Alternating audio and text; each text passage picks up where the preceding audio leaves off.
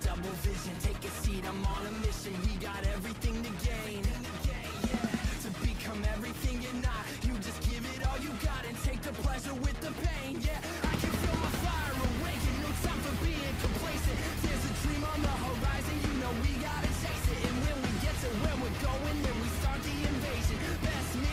No, you must be mistaken. You know I'll turn you into rust, grind you right down to dust. You thought you were the best, well, you haven't met. Spray the fire and rain, call me the hurricane. I'm not letting it go, 'cause it's all that I know. Will the whole world know your name when we dance with destiny? I've been there and I've seen it. I'm never gonna stop believing. You'll find your flame. Now here we go, it's the end of the show. Hear them, they're calling your name.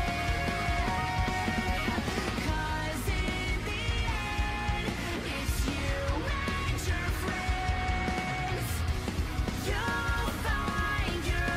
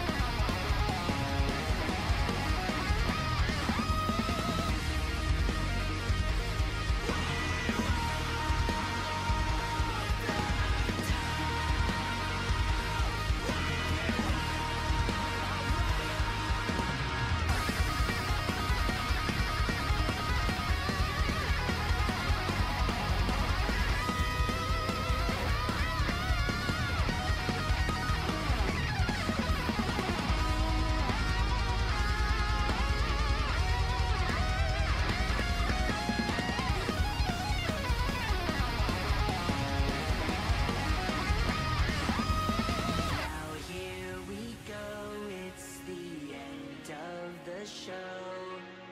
Hear them, they're calling your name.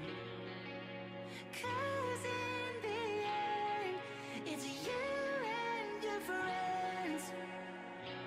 You'll find your flame.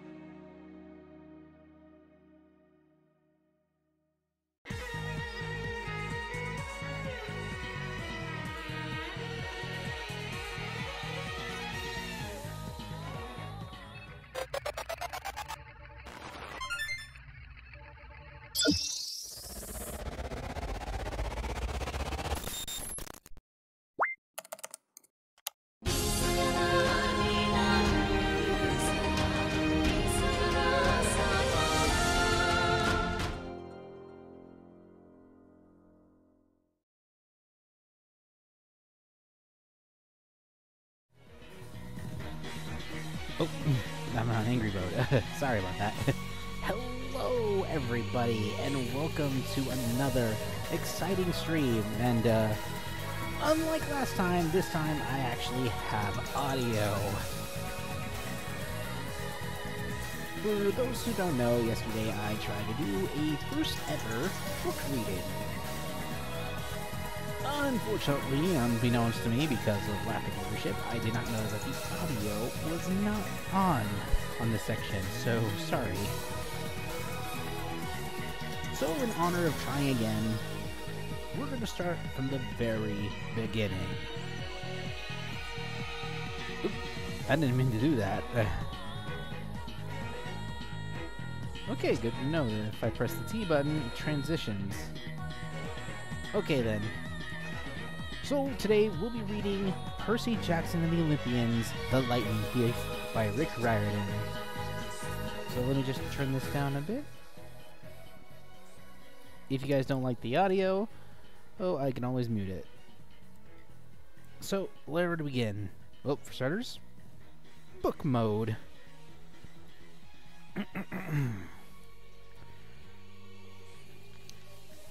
Percy Jackson and the Olympians, Book 1, The Lightning Thief, by Rick Riordan.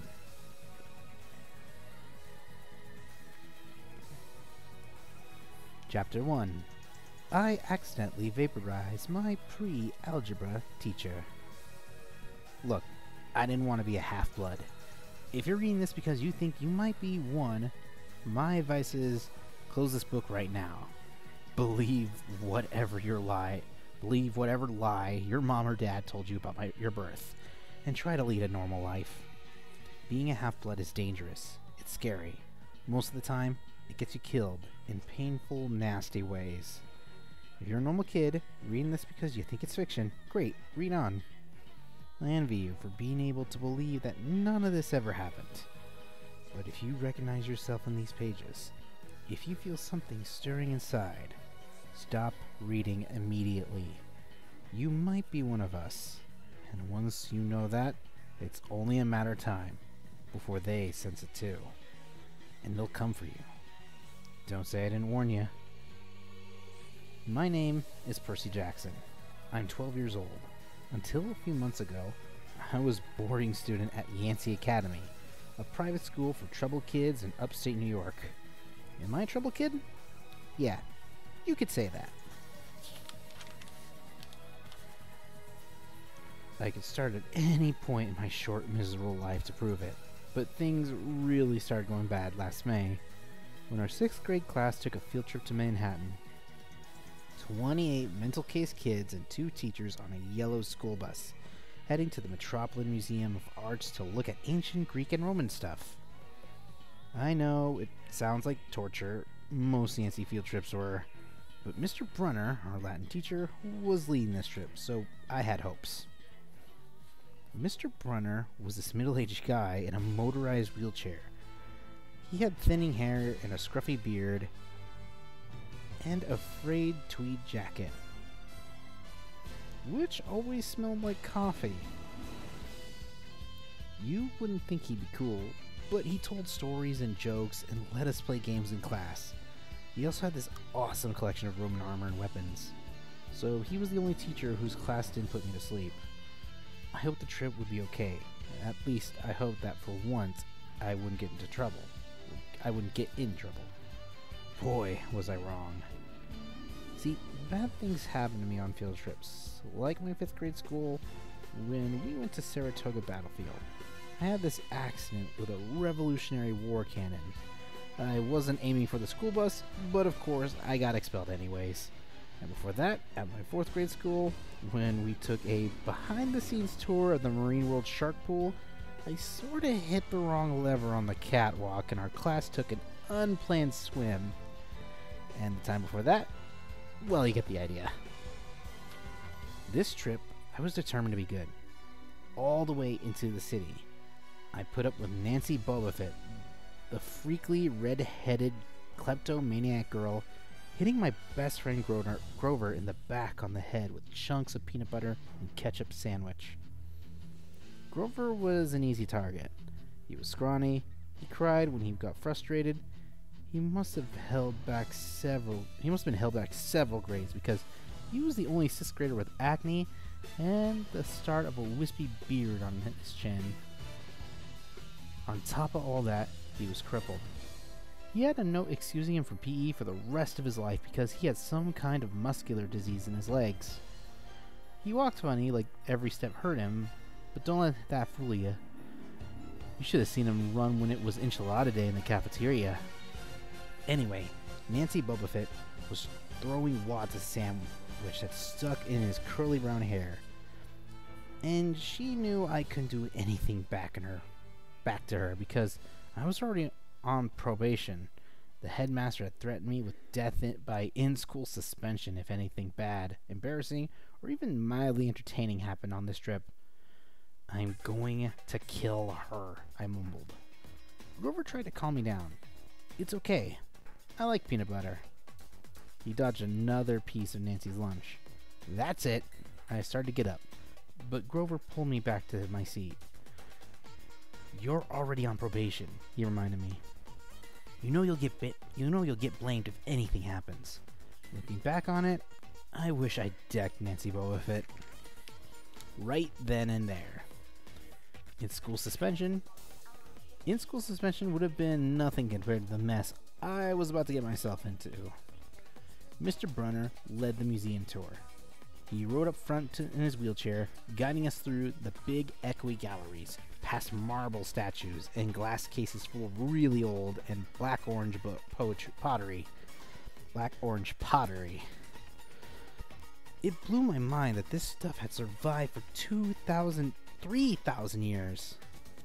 He gathered us around a 13-foot tall stone column with a big sphinx on the top and started telling us how it was a grave marker, a stele, for a girl about our age. He told us about the carvings on the sides. I was trying to listen to what he had to say because it was kind of interesting. But everybody around me was talking, and every time I told him to shut up, the other teacher chaperone, Mrs. Dodds, would give me the evil eye. Mrs. Dodds was this little math teacher from Georgia who always wore a black leather jacket, even though she was 50 years old. She looked mean enough to ride a Harley right into your locker. She had come to Yancey halfway through the year when our last teacher had a nervous breakdown. On the first day, Mrs. Dodds loved Nancy Boba Fett and figured I was devil spawn. She would point her crooked finger at me and say, "Now, honey," real sweet, and I knew I was going to get after-school detention for a month. One time, after she made me erase out answers out of old math workbooks until midnight, I told Grover I didn't think Mrs. Dodds was human. He looked at me real serious and said, "You're absolutely right." Mr. Brunner kept talking about Greek funeral art. Finally, Nancy Boba Fett snickered something about the naked guy on the stele, and I turned around and said, "Will you shut up?" It came out louder than I meant it to. The whole group laughed. Mr. Brunner stopped his story.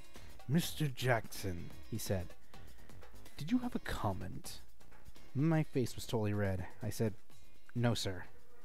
Mr. Brunner pointed to one of the pictures on the stele.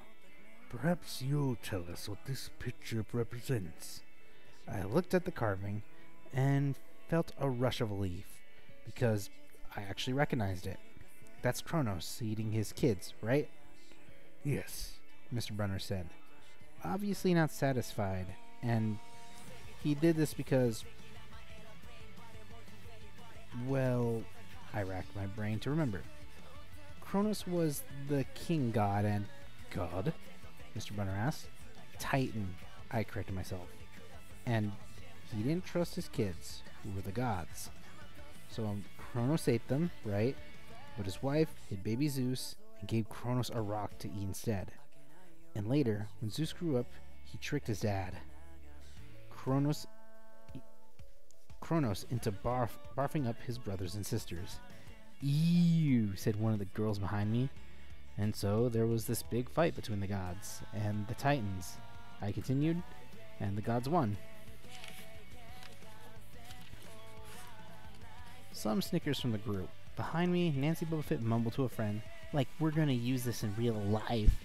Like it's going to say on our job application, "Please explain why Kronos ate his kids." "And why, Percy Jackson," Runner said, "to paraphrase Miss Boba Fett's excellent question, does this matter in real life?" "Busted," Grover said.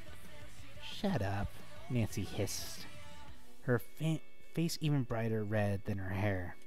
At least Nancy got packed too. Mr. Brunner was the only one who ever caught her saying anything wrong. He had radar ears.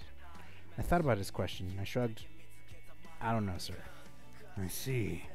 Mr. Brunner looked disappointed. "Well, half credit, Mr. Jackson. Zeus did indeed feed Kronos a mixture of mustard and wine, which made him disgorge his other 5 children, who, of course, being immortal gods, have been living and growing up completely undigested in the Titan's stomach. The gods defeated their father, sliced him into pieces with his own scythe, and scattered his remains in Tartarus, the darkest part of the underworld. On that happy note, it's time for lunch. Mrs. Dodds, would you lead them back outside?" The class drifted The class drifted off. The girls holding their stomachs, the guys pushing each other around, acting like doofuses. So basically what typical teenagers already do. After Grover and I about to follow him when Mr. Brunner said, "Mrs. Jackson." I knew that was coming. I told Grover to keep going. Then I turned toward Mr. Brunner. "Sir?" Mr. Brunner said had this look that wouldn't let you go. Intense brown eyes that could have been 1,000 years old and had seen everything. "You must learn to answer to my question," Mr. Brunner told me. "About the Titans?" "About real life and how your studies apply to it." "Oh." "What you learn from me," he said, "is vitally important. I expect you to treat it as such. I will expect only the best from you, Percy Jackson." I wanted to get angry. This guy pushed me so hard. I mean, sure, it was kind of cool on tournament days when he dressed up in a suit of Roman armor and shouted, "What ho!" and challenged us, sword point against chalk, to run to the board and name every Greek and Roman person who had ever lived and their mother, and what god they worshipped. But Mr. Brunner expected me to be as good as everybody else. Despite the fact that I had dyslexia and attention deficit disorder, I never made above a C- in my life. No, he didn't expect me to be good. He expected me to be better. I just couldn't learn all those names and facts, and much less spell them correctly. I mumbled something about trying harder while Brunner took one long sad look at his cell, like he'd been at this girl's funeral. He told me to go outside and eat my lunch. The class gathered on the front steps of the museum, where we could watch the foot traffic along Fifth Avenue. Overhead, a huge storm was brewing, with clouds blacker than I'd ever seen over the city. I figured maybe it was global warming or something, because the weather all across New York State had been weird since Christmas.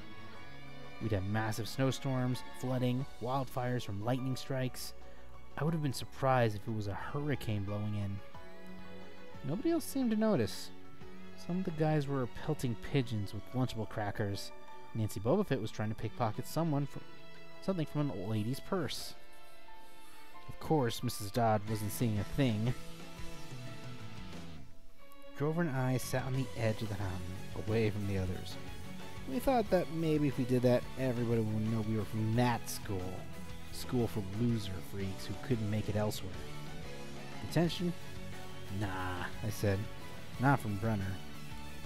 I just wish he'd lay off me sometimes. I mean, I'm not a genius. Excuse me. Grover didn't say anything for a while. Then, when I thought he was going to give me some deep philosophical comment to make me feel better, he said, "Can I have your apple?" I didn't have much of an appetite, so I let him take it. I watched the stream of cabs going down Fifth Avenue and thought about my mom's apartment, only a little ways uptown from where we sat. Hadn't seen her since Christmas. I wanted so bad to jump in a taxi and head home. She'd hug me and be glad to see me. But she'd be disappointed too. She'd send me right back to Yancey, reminding me that I had to try better.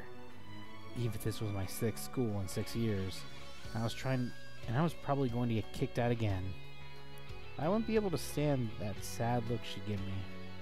Mr. Brunner parked his wheelchair at the base of the handicap ramp. He ate celery while he read a paperback novel. A red umbrella stuck up from the back of his chair, making it look like a motorized cafe table. I was about to unwrap my sandwich when Nancy Bobofit appeared in front of me with her ugly friends. I guess she'd gotten tired of stealing from the tourists and dumped her half-eaten lunch in Grover's lap. Oops. She grinned at me with her crooked teeth. Her freckles were orange, as if somebody had spray painted her with liquid Cheetos. I tried to stay cool. The school counselor had told me a million times, count to 10, Get control of your temper. But I was so mad, my mind went blank. A wave roared in my ears. I don't remember touching her, but the next thing I knew, Nancy was sitting on her butt in the fountain, screaming, "Percy pushed me!" Mrs. Dodds materialized next to us.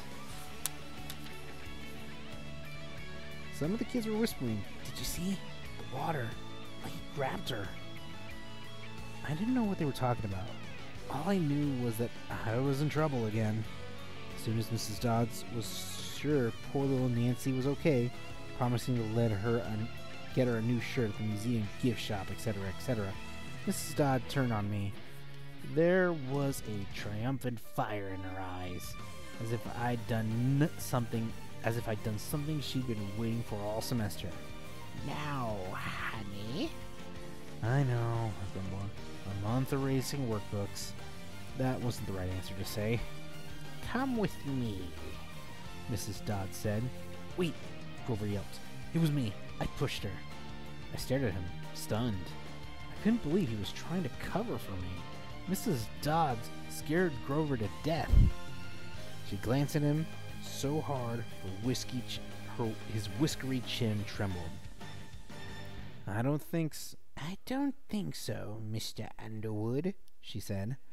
"But you will stay here." Grover looked at me desperately. "It's okay, man," I told him. "Thanks for trying." "Honey?" Mrs. Dodds barked at me. "Now." Nancy Bobofit smirked. I gave her my deluxe "I'll kill you later" stare. Then I turned to face Mrs. Dodds, but she wasn't there. She was standing at the museum entrance, way at the top of the steps, gesturing impatiently at me to come on. How'd she get there so fast? I have moments like that a lot, when my brain falls asleep or something, and the next thing I know, I missed something, as if a puzzle piece fell out of the universe. It left me staring at the blank place behind it. The school counselor told me this was part of the ADHD, my brain misinterpreting things. I wasn't so sure. I went after Mrs. Dodds. Halfway up the steps, I glanced back at Grover.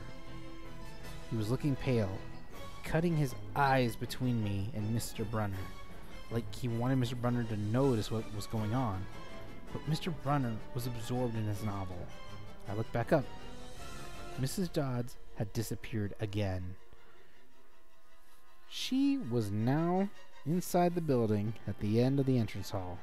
Okay, but I thought, she's going to make me buy a new shirt from Nancy at the gift shop. But apparently, that wasn't the plan. I followed her deeper into the museum. When I finally caught up to her, we were back at the Greek and Roman section. Except for us, the gallery was empty.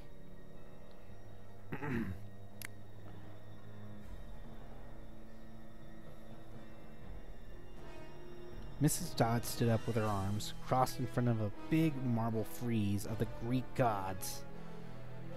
She was making this weird noise in her throat, like growling, which would probably be like this. There we go. That's more like it.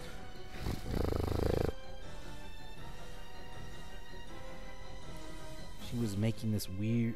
Oh, that's what... Even without the noise, I would have been nervous. It's weird being alone with a teacher, especially Mrs. Dodds. So think about the way she looked at the frieze, as if she wanted to pulverize it. "You've been giving us problems, honey," she said. I did the same thing I did. "Yes, ma'am." She tugged on the cuffs of her leather jacket. "Did you really think you could get away with it?" The look in her eyes was beyond mad.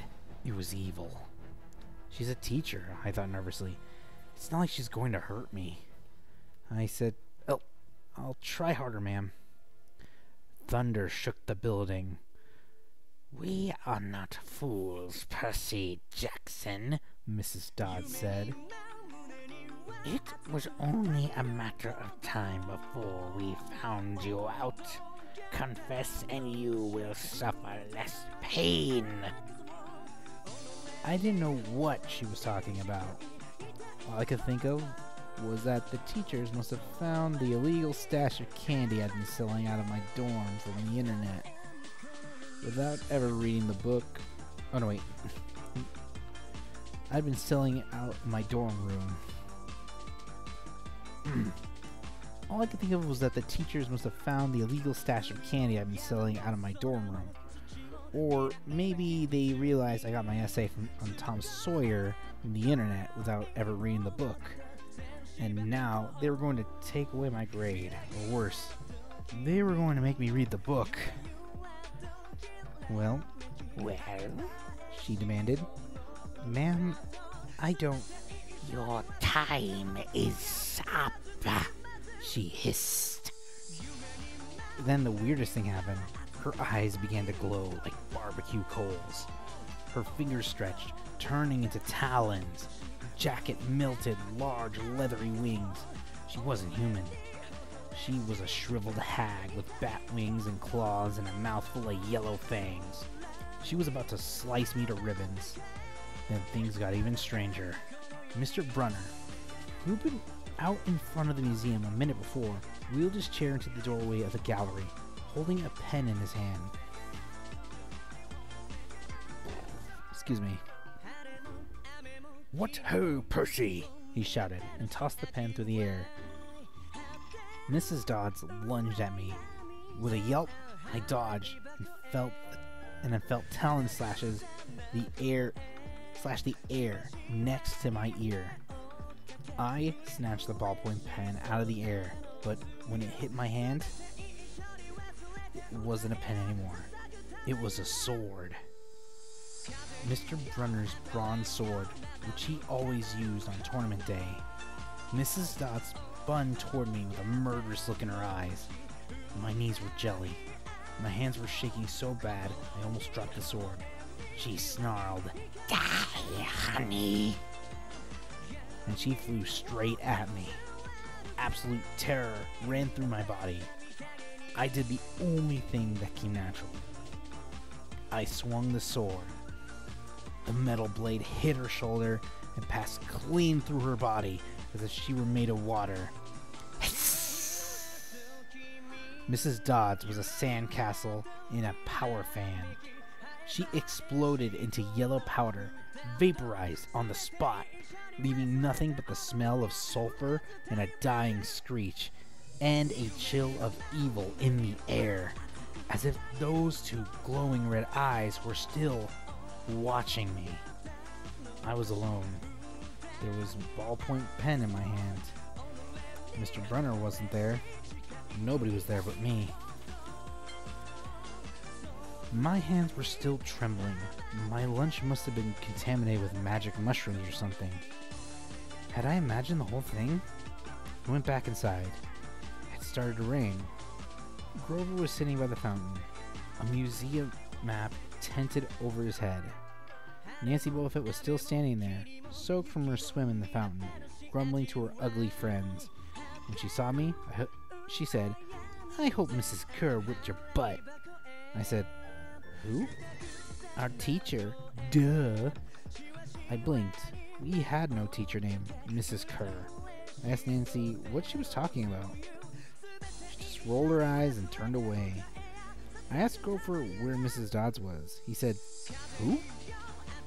But he paused first, and he wouldn't look at me, so I thought he was messing with me. "Not funny, man," I told him. "This is serious." Thunder boomed overhead. I saw Mr. Brunner sitting under his red umbrella, reading his book as if he'd never moved. I went over to him. He looked up, a little distracted. That would be my pen. Please bring your own writing utensil in the future, Mr. Jackson." I handed Mr. Brunner his pen. I didn't even realize I was still holding it. "Sir," I said, "where's Mrs. Dodds?" He stared at me blankly. "Who?" "The other chaperone, Mrs. Dodds, the pre-algebra teacher." He frowned and sat, looking mildly cornered. Percy, there is no Mrs. Dodds on this trip. As far as I know, there was never a Mrs. Dodds at Yancy Academy. Are you feeling alright? Alright, I'll be taking a quick little break right now. So listen to some music. I'm just gonna get some quick water.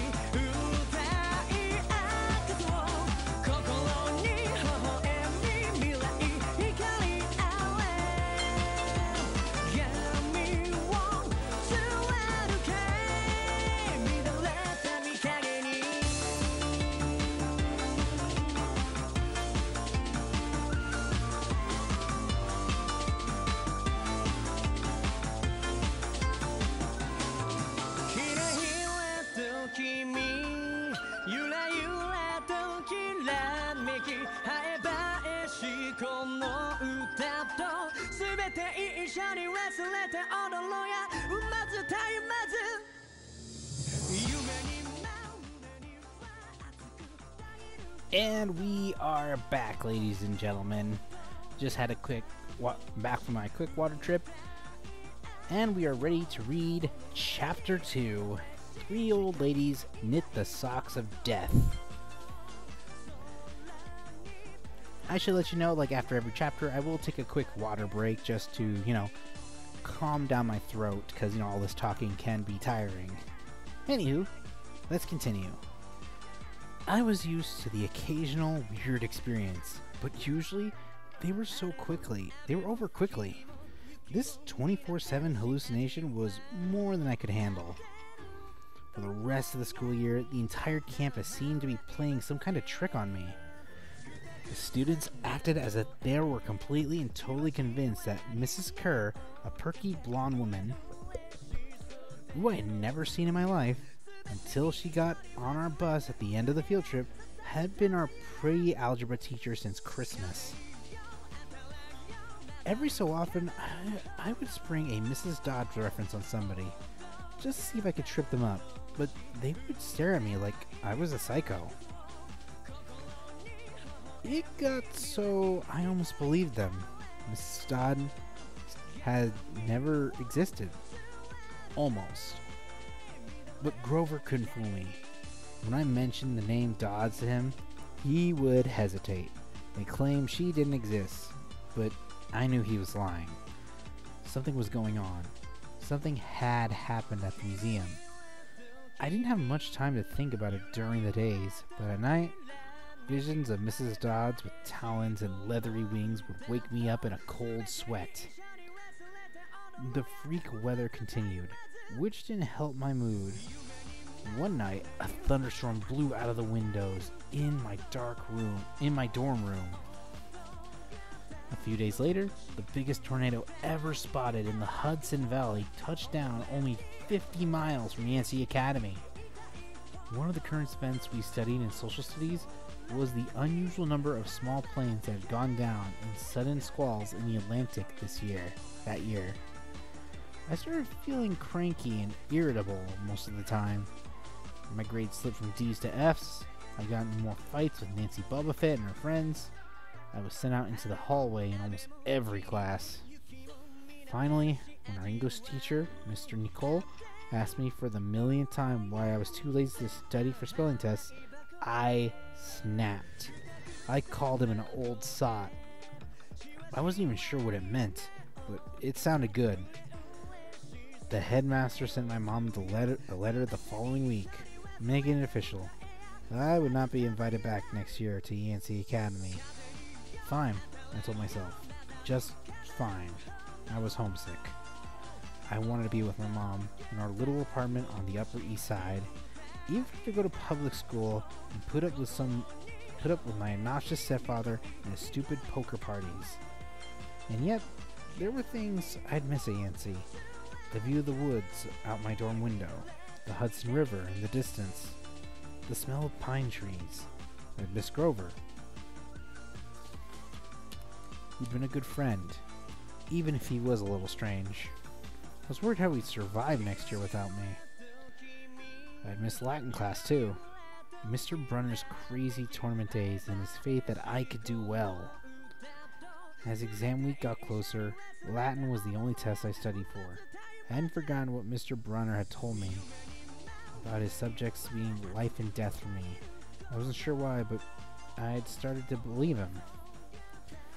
The evening before my final, I got so frustrated I threw the Cambridge Guide to Greek Mythology across my dorm room. Words had started swimming off the page, circling my head, the letters doing 180s as if they were riding skateboards. There was no way I was going to remember the difference between Chiron and Chiron, or Chiron and Charon, Chiron or Charon, or Polydicides or Polydeuces, and conjugating these Latin verbs. Conjugating those Latin verbs. How is it those is the one I messed up on that one? Whatever. Forget it. I paced the room feeling like ants were crawling around inside my shirt. I remember Mr. Brunner's serious expression, his 1,000-year-old eyes. I will expect only the best from you, Percy Jackson. I took a deep breath. I picked up the mythology book. I had never asked a teacher for help before. Maybe if I talked to Mr. Brunner, he could give me some pointers. At least I could apologize for the big fat F I was about to score in his exam. I didn't want to leave Yancey Academy with him thinking I hadn't tried. I walked downstairs to the faculty offices. Most of them were dark and empty, but Mr. Brunner's door was ajar. Light from his window stretching across the hallway floor. I was 3 steps from the door handle when I heard voices from the inside the office. Mr. Brunner asked a question. A voice that was definitely Grover's said, "Worried about Percy, sir." I froze. I'm not usually an eavesdropper, but I dare you to try not listening if you hear your best friend talking about you to an adult. I inched closer. Alone this summer, Grover was saying. I mean, a kinly one, and that's in the school. Now that we know for sure, and they know too. We would only make matters worse by rushing him, Mr. Brunner said. We need the boy to mature more. But he may not have time. The summer solstice deadline will have to be resolved without him, Grover. Let him enjoy his ignorance while he still can. Sir, he saw her. His imagination, Mr. Brunner insisted. The mist over the students and staff will be enough to convince him of that. Sir, I can't fail my duties again. Grover's voice was choked and with emotion. You know what would that would you know what that would mean. Excuse me. You haven't failed, Grover, Mr. Brunner said kindly. I should have seen her for what she was. Now let's just worry about keeping Percy alive until next fall. The mythology book dropped out of my hand and hit the floor with a thud. Mr. Brunner went silent, my heart hammering. I picked up the book and backed down the hall. A shadow slid across the lighted glass of Brunner's office door. The shadow of something much taller than my wheelchair-bound teacher, holding something that looked suspiciously like an archer's bow. I opened the nearest door. and slipped inside. A few seconds later, I heard a slow clop, clop, clop, like muffled wood blocks, and a sound like an animal snuffling right outside my door. A large, dark shape paused in front of the glass and moved on. A bead of sweat trickled down my neck. Somewhere in the hallway, Mr. Brunner spoke. "Nothing," he murmured. "My nerves haven't been right since the winter solstice. Mine either," Grover said. "But I could have sworn." Go back to the dorm," Mr. Brunner told him. "You've got a long day of exams tomorrow." "Don't remind me." The lights went out in Mr. Brunner's office. I waited in the dark for what seemed like forever. Finally, I slipped out into the hallway and made my way back to the dorm. Grover was lying on his bed, studying his Latin exam notes like he'd been there all night.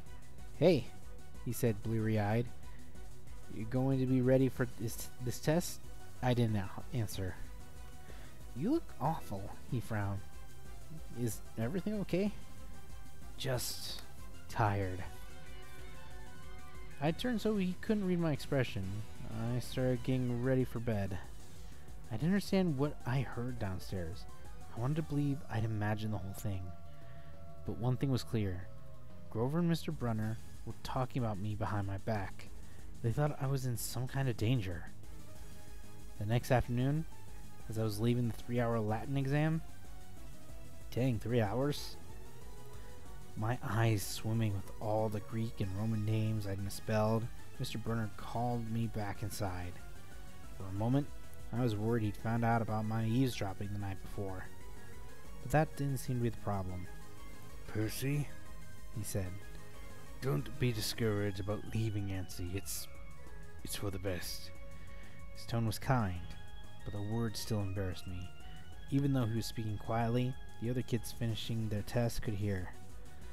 Nancy Buffett smirked at me and made sarcastic little kissing motions with her lips.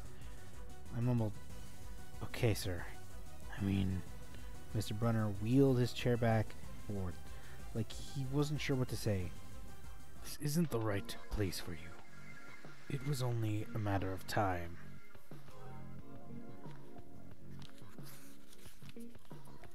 My eyes stung. Here was my favorite teacher, in front of the class, telling me I couldn't handle it. After saying he believed in me all year, now he was telling me I was destined to get kicked out. "Right," I said, trembling. No, Mr. Brunner said. "Oh, confound it all. What I'm trying to say, you're not normal, Percy." "That's nothing to be..." "Thanks," I blurted. "Thanks a lot, sir, for reminding me." "Percy!" But I was already gone. On the last day of the term, I shoved my clothes into my suitcase.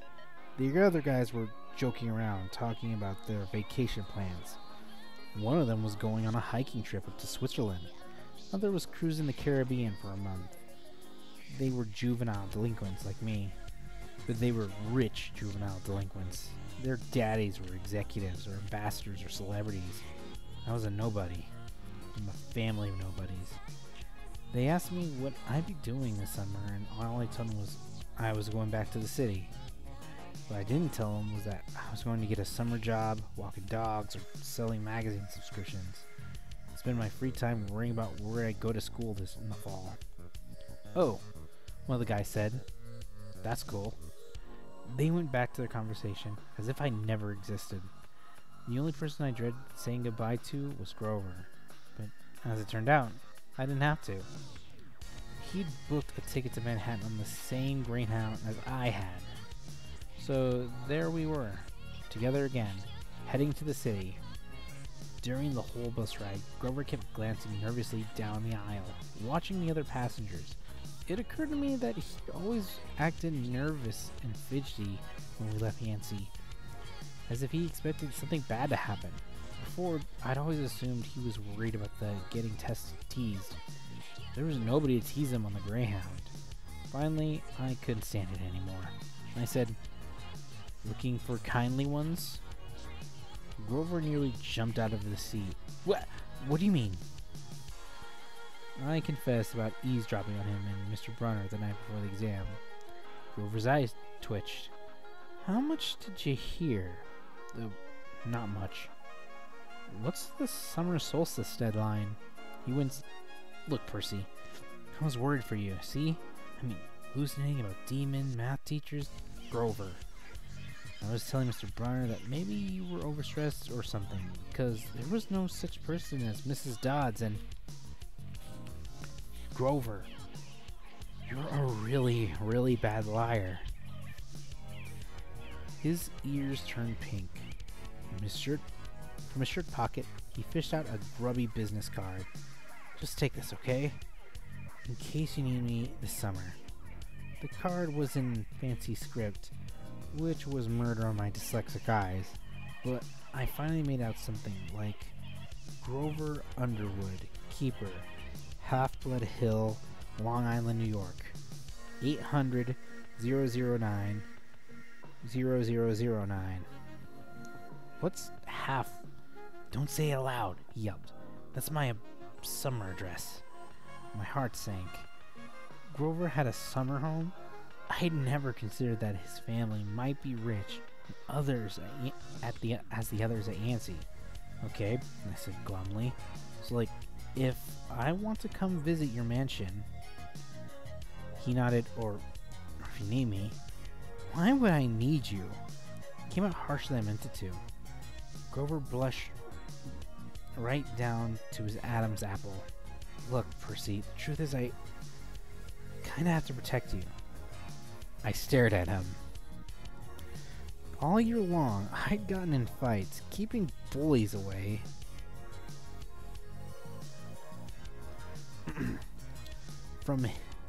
Keeping bullies away from him. I lose sleep worrying that he'd get beaten up next year without me. And here he was acting like he was the one who defended me. "Grover," I said, "what exactly are you protecting me from?" There was a huge grinding noise under our feet. Black smoke poured from the dashboard, and the whole bus filled with a smell of like rotten eggs. The driver cursed and limped the Greyhounds over to the side of the highway. After a few minutes clanking around in the engine's compartment, the driver announced that we'll have to get off. Grover and I filed outside with everybody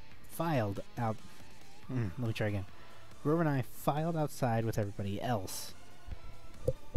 We were on a stretch of country road. No place you notice if you didn't break down there.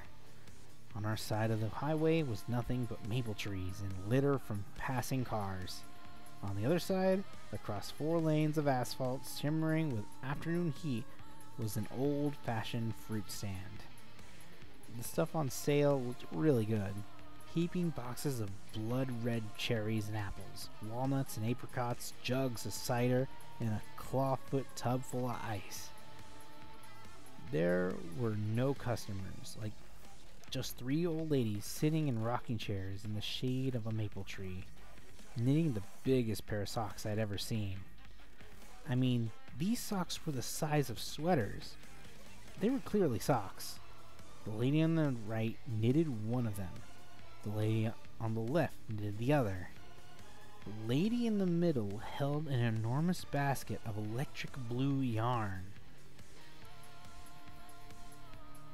All 3 women looked ancient, with pale faces, wrinkled with fruit leather, silver hair tied back in white bandanas, bony arms sticking out of bleached cotton dresses. The weirdest thing was, they seemed to be looking right at me. I looked at Grover say something about this, and saw that the blood had drained from his face. His nose was twitching. "Grover," I said. "Hey, man. Tell me they're not looking at you." "They are, aren't they?" "Yeah, weird, huh? You think those socks would fit me?" "Not funny, Percy. Not funny at all." The old lady in the middle took out a huge pair of scissors.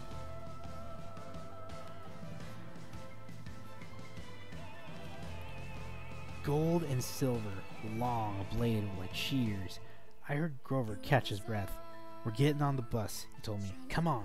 "What?" I said. "It's 1,000 degrees in there." "Come on." He pried open the door and climbed inside, but I stayed back. Across the road, the old ladies were still watching me. The middle one cut the yarn, and I swear I could hear the snip across 4 lanes of traffic. Her 2 friends balled up the electric blue socks, leaving me wondering who they could possibly be for. Sasquatch or Godzilla? At the rear of the bus, the driver wrenched a big chunk of smoking metal out of the engine compartment. The bus shuddered and the engine roared back to life. Passengers cheered. "Darn right," yelled the driver. He slapped the bus with his hat. "Everybody back on board." Once he got going, I started feeling feverish, as if I'd caught the flu. Grover didn't look much better. He was shivering, and his teeth were chattering. "Grover?" "Yeah?" What are you not telling me?" He dabbed his forehead with his right sleeve. "Percy, what did you see at the food stand?" "You mean the old ladies? What is it about them, man? They're not like Mrs. Dodds, are they?" His expression was hard to read, but I got the feeling that the fruit stand ladies were something much, much worse than Mrs. Dodds. He said, "Just tell me what you saw." The middle one took out her scissors, and she cut the yarn. He closed his eyes and made a gesture with his fingers that might have been crossing himself, but it wasn't. It was something else, something almost older. He said, "You saw her snip the cord?" "Yeah, so?" But even if I said it, I knew it was a big deal. "This is not happening," Grover mumbled. He started chewing on his thumb. "I don't want it to be like last time." "What last time?" "Holy, 6th grade. They never get past 6. "Grover," I said, because he was really starting to scare me. "What are you talking about?" "Let me walk you home from the bus station. Promise me." This seemed like a strange request to me, but I promised he could. "Is this like a superstition or something?" I asked. No answer. "Grover, that snipping of the yarn, does that mean someone is going to die?" He looked at me mournfully, like he was already picking the kind of flowers I like best on my coffin. Alright, that's the end of Chapter 2. So, as per usual, we'll be taking a short little break. A couple minute break. So, use this time to get something refreshing or stuff like that. BRB.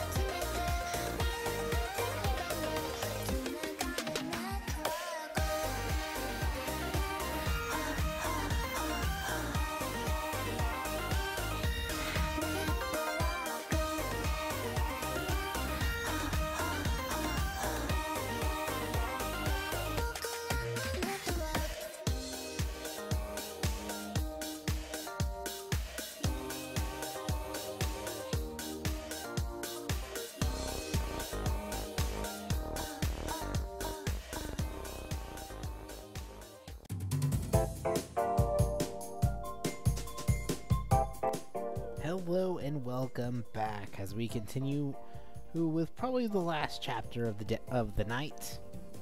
As we, if you haven't been paying attention to the previous chapters, or if you want to find a way to reread these or hear me read these yourself, you can find them in the Unlucky Streams, which is actually found within the About section on the bottom.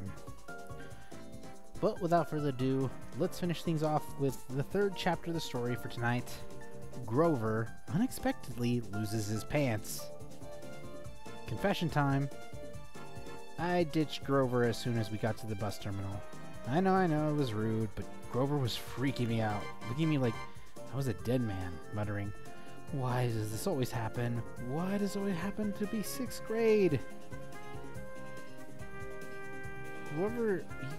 Whenever he got upset, Grover's bladder acted up. So I wasn't surprised when, as soon as we got off the bus, he made a promise to wait for him, then made a beeline for the restroom. Instead of waiting, I got my suitcase, slid outside, and caught the first taxi uptown. East 100th and 4th. And 1st. I told the driver, "A word about my mother before you meet her. Her name is Sally Jackson, and she's the best person in the world." Which just proves my theory that the best people have the rottenest luck. Her own parents died in a plane crash when she was 5, and she was raised by an uncle who didn't care much about her. She wanted to be a novelist, so she spent high school working to save enough money for college with a good creative writing program. Then, her uncle got cancer, and she had to quit school her senior year to take care of him. After he died, he was left with no money. She was left with no money, no family, and no diploma. The only good break she ever got was meeting my dad. I don't have any memories of him, just this sort of warm glow. Maybe the barest trace of a smile. My mom doesn't like to talk about him because it makes her sad. She had no pictures. See,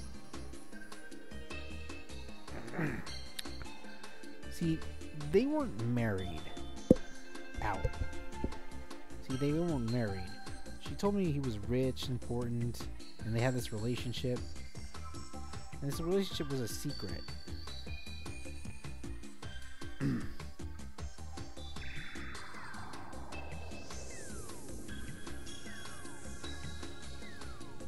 Oh wait, where was that? I just kind of lost my spot again.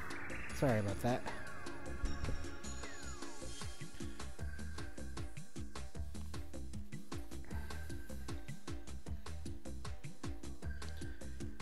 Oh, found it. See, they were married. She told me he was rich and important, and their relationship was a secret. Then, one day, he set sail across the Atlantic in some important journey, and he never came back. Lost at sea, my mom told me. Not dead. Lost at sea. There is a difference, I think. But I make no promises.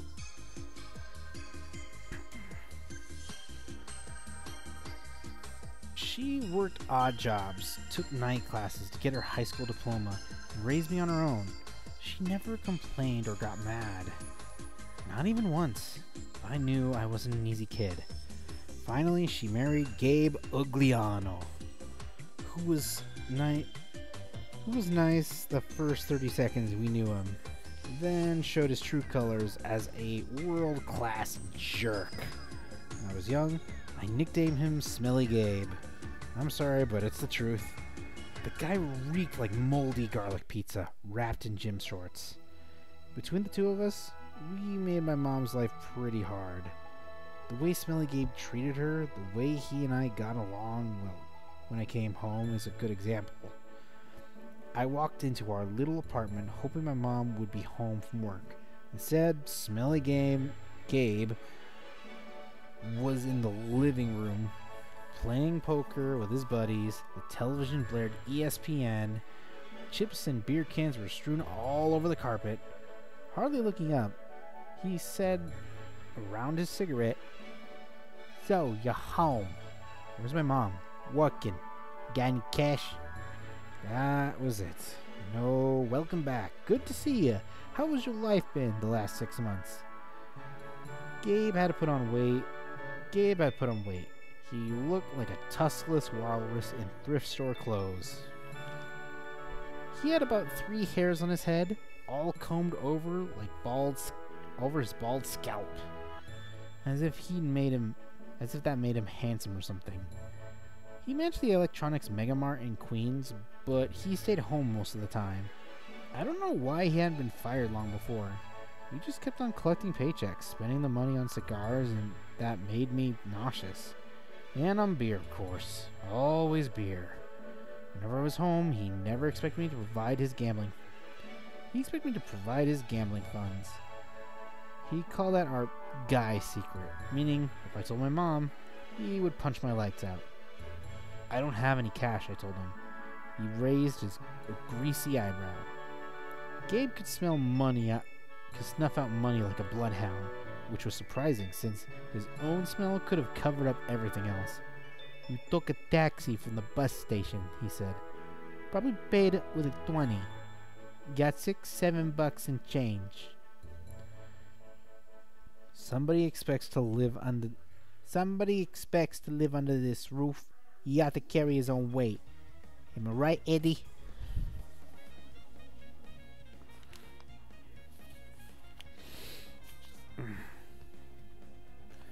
Eddie, the super of the apartment building, looked at me with a twinge of sympathy. Come on, Gabe, he said. The kid just got here. Am I right? Gabe repeated.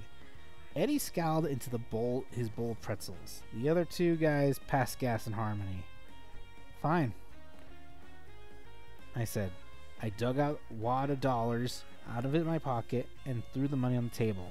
I hope you lose. You're a pop card game, brain boy, he shouted after me. I wouldn't act so snotty. I slammed the door out to my room, which really wasn't my room. During school months, it was Gabe's study.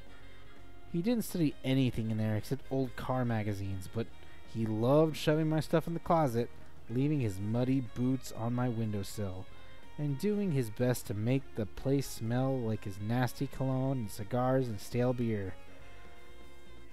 I dropped my suitcase on the bed. Home sweet home.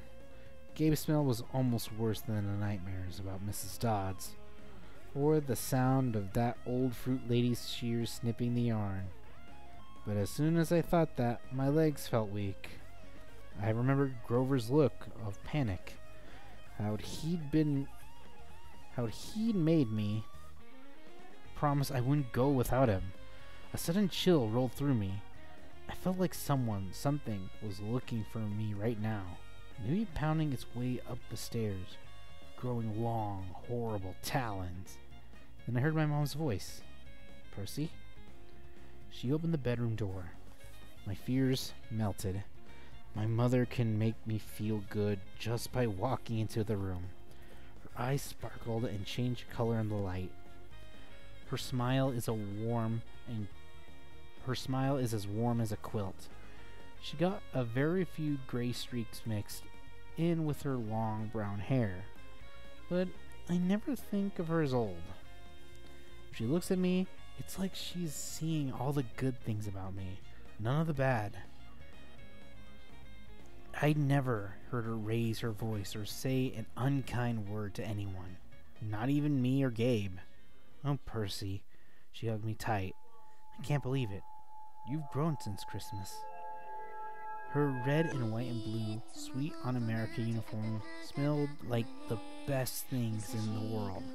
Chocolate, licorice, and all the other stuff she sold at the candy shop in Grand Central. She brought me a huge bag of free samples, the way she always did when I came home.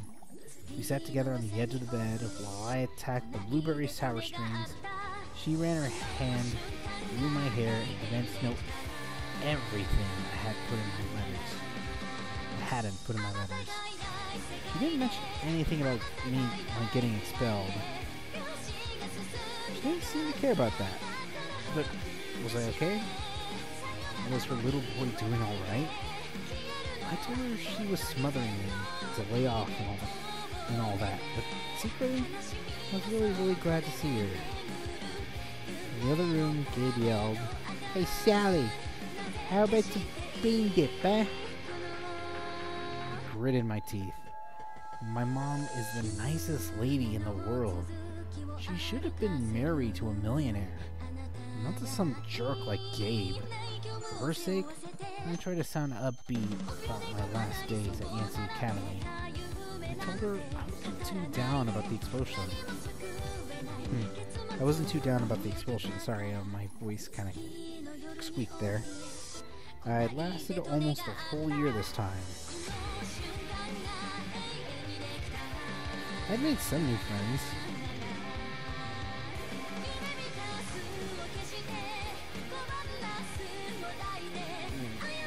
I'd done pretty well in mine, and honestly, the fights hadn't been as bad as the headmaster said. I liked Yancey Academy. I really did. I did such a good spin on the year. I almost convinced myself. I started choking up thinking about Grover and just keep running. Even Nancy Bowles suddenly didn't seem so bad. So that trip to the museum. What? Mom asked. Her eyes tugged at the conscience trying to pull.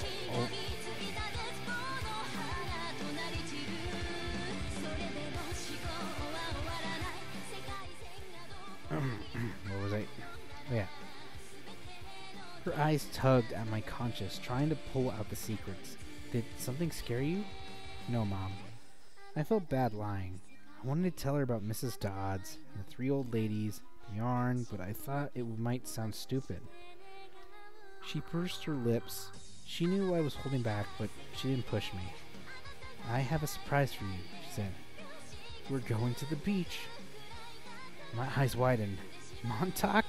3 nights, same cabin. When? She smiled. As soon as I get changed. I couldn't believe it. My mom and I hadn't been to Montauk the last 2 summers because Gabe said there wasn't enough money. Gabe appeared in the doorway and growled, "Bean dip, Sally. Didn't you hear me?" I wanted to punch him, but I met my mom's eyes and I understood she was offering me a deal. Be nice to Gabe for a little while, just until she was ready to leave for Montauk. Then we would get out of here. I was on my way, honey, she told Gabe. We were just talking about the trip. Gabe's eyes got small. The trip? You mean you were serious about that? I knew it, muttered. He won't let us go. Of course he will, my mom said. She said evenly. Your stepfather is worried about the money. That's all. Besides, she said, Gabriel won't have to settle for bean dip. I'll make him enough 7-layer dip for the whole weekend. Guacamole, sour cream, the works. Gabe softened a bit. So, this money for your trip, it comes out of your clothes budget, right? Yes, honey, my mother said. And you won't take my car anywhere but there and back. We'll be very careful. Gabe scratched his double chin. Maybe if you hurry up with that 7-layer dip, and maybe if the kid apologizes for interrupting my poker game. Maybe if I kick you in your soft spot, I thought, and make you sing soprano for a week. But my mom's eyes warned me not to make him mad. Why did she put up with this guy? I wanted to scream. Why did she care what he thought? I'm sorry, I muttered. I'm really sorry I interrupted your incredibly important poker game. Please go back to it right now. Gabe's eyes narrowed. His tiny brain was probably trying to detect sarcasm in my statement. Yeah, whatever, he decided. He went back to his game. Thank you, Percy, my mom said. Once we get to Montauk, we'll talk more about whatever you're forgetting to tell me, okay? For a moment, I thought I saw anxiety in her eyes. The same fear I'd seen in Grover during the bus ride. As if my mom, too, felt an odd chill in the air. But then her smile returned, and I figured I must have been mistaken. She ruffled my hair, and went to make Gabe his 7-layer dip. An hour later, we were ready to leave. Gabe took a break from his poker game long enough to watch me lug my mom's bags to the car. He kept gripping and groaning about losing her cooking and, more importantly, his 78 Camaro for the whole weekend. "Not a scratch on this car, brain boy," he warned me as I loaded the last bag. "Not one little scratch." Like I'd be the only one driving. I was 12. But that didn't matter to Gabe. If a seagull so much as pooped on his paint job, he'll find a way to blame me. Watching him lumber toward the apartment building, I got so mad I did something I can't explain. As Gabe reached the doorway, I made a hand gesture I'd seen Grover make on the bus. A sort of warding off evil gesture, a clawed hand over the heart, then a shoving moment toward Gabe. The screen door slammed shut so hard it whacked him in the butt and sent him flying up the staircase, as if he'd been shot from a cannon. Maybe it was just the wind, but some freak accident with the hinges, but I didn't stay long enough to find out. I got in the Camaro, told my mom to step on it.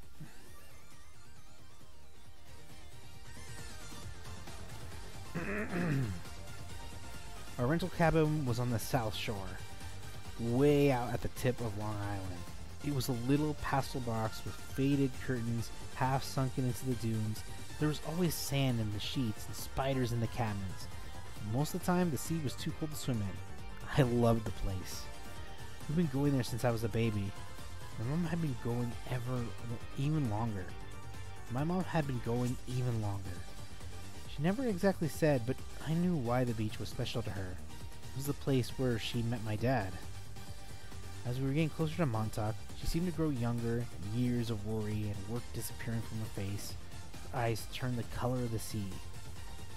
We got there at sunset, opened all the cabin windows, went through our usual cleaning routine. We walked on the beach, fed blue popcorn chips to the seagulls, and munched on blue jelly beans, blue saltwater taffy, and all other free samples my mom had brought for my work. I guess I should explain the blue food. See, Gabe had once told me my mom there was no such thing. They had this fight, which seemed like a really small thing at the time. But ever since, my mom went out of her way to eat blue. She liked blueberry muffin cakes. She mixed blueberry smoothies. She bought blue corn tortilla chips. Brought blue candy from the shop. This, along with keeping her maiden name Jackson, rather than calling herself Mrs. Ugliano, was proof that she wasn't totally suckered by Gabe. She did have a rebellious streak, like me. When it got dark, we made a fire and roasted hot dogs and marshmallows. Mom told me stories about when she was a kid, back before her parents died in the plane crash. She told me about the book she wanted to write someday. When she had enough money to quit the candy shop, eventually I got the nerve to ask about what was always on my mind whenever we came to Montauk. My father. Mom's eyes went all misty.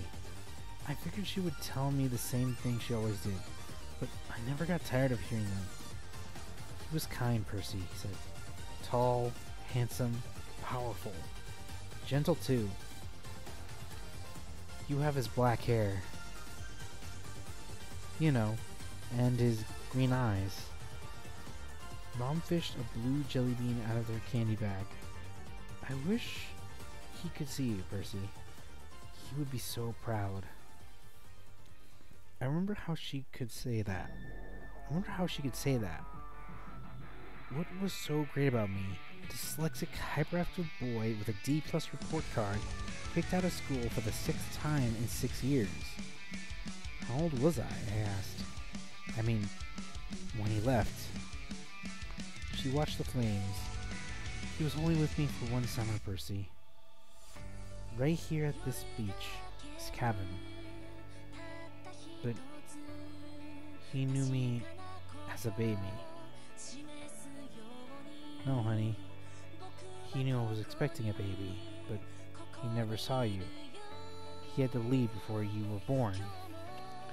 I tried to square that with the fact that I seem to remember something about my father. A warm glow, a smile. I always assumed he knew me as a baby. My mom had never said it outright, but still, I felt it must be true. Now, to be told that he'd never even seen me, I felt angry at my father. Maybe it was stupid, but I represented him for going to the ocean on that ocean voyage. Not having the guts to marry my mom. He left us. Now we were stuck with smelly Gabe. You were going to send me away again, I asked her. Go to the boarding school? She pulled a marshmallow from the fire. I don't know, honey. Her voice was heavy. I think we'll have to do something. Because you don't want me around? I read the words as soon as they were out. My mom's eyes welled with tears. She took my hand and squeezed it tight. No, Percy. Oh, Percy, no. I have to, honey, for your own good, I have to send you away. Words reminded me of what Mr. Brunner had said, that it was the best for me to leave Nancy, because I'm not normal. You say that if it's a bad thing, Percy. You don't realize how important you are. I thought Yancey Academy would be far enough away. I thought you'd finally be safe. Safe from what? She met my eyes, and a flood of memories came back to me. All the weird, scary things that had ever happened to me. Some of which I tried to forget. During 3rd grade, a man in a black trench coat stalked me on the playground. When the teachers threatened to call the police, he went away growling. But no one believed me when I told him that his broad-brimmed hat, the man only had one eye, right in the middle of his head. For that, really early in when I was in preschool, and a teacher accidentally put me down for a nap in a cup that a snake that had slithered into. My mom screamed when she came to pick me up and found me playing with the limp, scaly rope. I'd somehow managed to strangle it. I somehow managed to strangle it to death with my meaty toddler hands. In every single school, something creepy had happened. Something unsafe, and I was forced to move. I knew I should tell my mom about the old ladies at the first fruit stand and Mrs. Dodds at the art museum, about my weird hallucination that I had sliced my math teacher into dust with a sword. But I couldn't make myself tell her. I had a strange feeling the news would end our trip to Montauk. I didn't want that. I tried to keep you as close to me as I could, my mom said. They told me that was a mistake, but there's only one option. There's only one other option, Percy. The place your father wanted to send you. And I just can't stand to do it. My father wanted me to go to a special school? Not a school, he said softly. A summer camp. My head was spinning. Why would my dad, who hadn't stayed long enough to see me born, talk to my mom about a summer camp? And if it was so important, why hadn't he mentioned it before? I'm sorry, Percy, he said, seeing the look in my eyes, but I can't talk about it. I couldn't send you to that place. I mean, saying goodbye to you for good. Good. If it's only a summer camp. She turned toward the fire. I knew from her expression that if I asked her any more questions, she would start to cry. That night, I had a vivid dream. It was a stormy on the beach. Two beautiful animals, a white horse and a golden eagle, were trying to kill each other at the edge of the surf. The eagle swooped down and slashed the horse's muzzle with its huge talons. The horse reared up and kicked at the eagle's wings. As they fought, the ground rumbled, and a monstrous voice chuckled somewhere beneath the earth, goading the animals to fight harder. I ran towards them, knowing I had to stop them from killing each other. But I was running in slow motion. I knew I would be too late. I saw the eagle dive down, its beak aimed for the horse's wide eyes, and I screamed, "No!"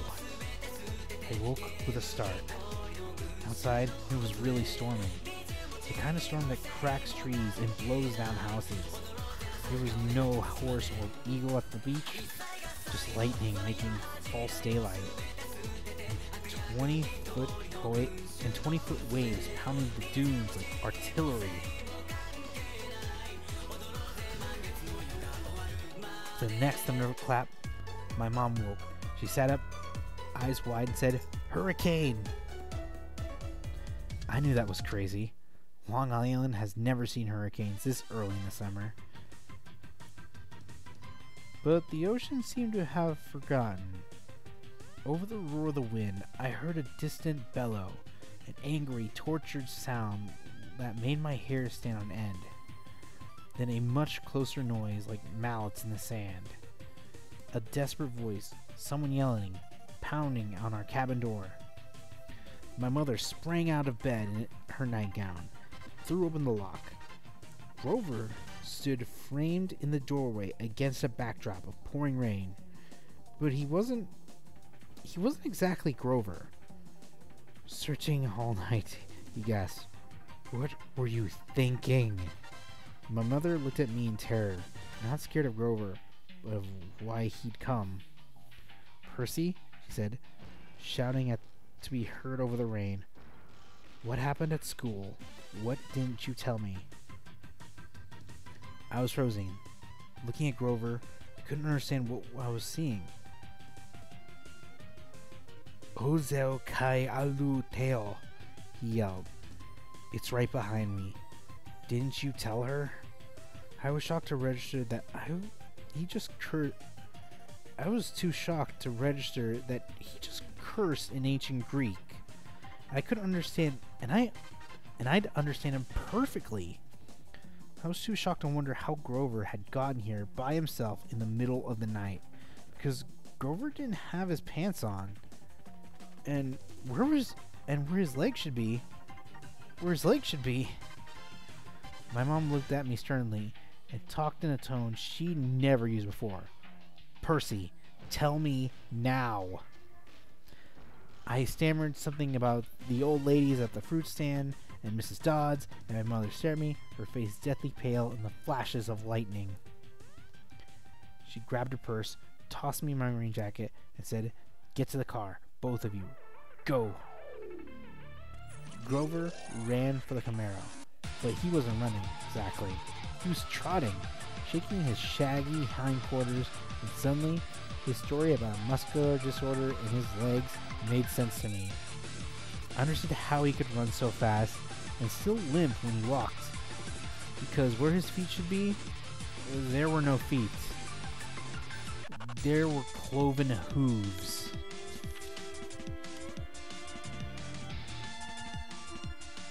And with that, everyone, we will call it a night. We are 3 chapters into the story, with quite a few more to go. But I really hope you've been enjoying the reading of Percy Jackson and the Olympians, The Lightning Thief. We'll be, of course, continuing this next week. Ladies and gentlemen. And if you want to make sure to check up on that, make sure to follow. And if you want to make sure to also see these when they are no longer on Twitch, they'll be available on my YouTube channel, The Unlucky Streams. So, we're going to be rating someone. And I hope you enjoyed, and see you next time.